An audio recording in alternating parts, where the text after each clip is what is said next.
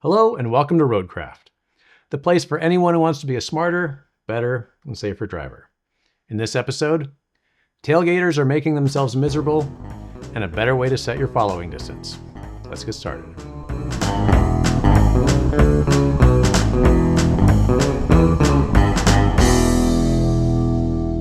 What is anyone gaining by riding a bumper?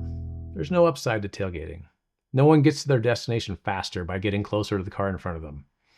Just think of all the times you've been tailgated before being passed, and then miles later, you take your exit and end up one or two cars behind the trunk hugger at the traffic light. We know following too closely increases the risk of a crash.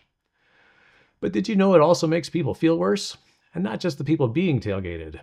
Yes, it's true. Tell your bumper stalking friends, tailgating is self-inflicted misery. People do it to try to get the person in front of them to speed up or get out of the way, or give themselves a sense of control, but what they really get is increased anxiety. And the chronic stress of habitual tailgating can actually lead to anxiety disorders and depression.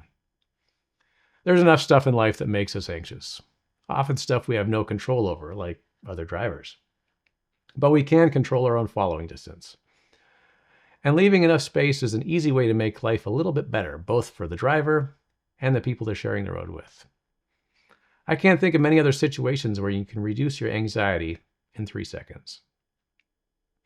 Which leads to the question, what's the right following distance?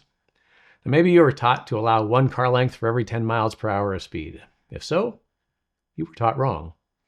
First of all, humans are bad at estimating distances, and we're worse at it when we're moving.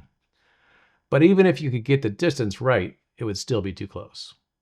The average length of a car is about 15 feet. At 70 miles per hour, that's a following distance of 105 feet, which you'd cover in about a second. That's half of the bare minimum safe following distance for an alert driver. Here's why. Typical human perception time is about 3/4 of a second.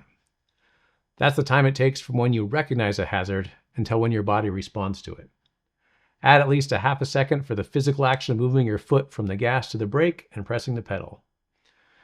At a 1 second following distance, if the car in front of you slams on the brakes, you'll almost certainly be bumper buddies.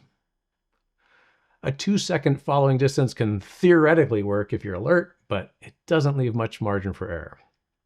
If you're tired, distracted, inexperienced, or otherwise just not at the top of your game, it's an invitation to taillight tango.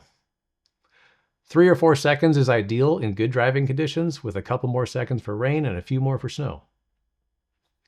If you've previously been setting your following distance using car lengths, here's how to do it by seconds. Pick a fixed object along the roadway, like a sign or pole. When the car ahead of you passes it, start counting Mississippis until you reach it. Less than 3 Mississippis, you're too close.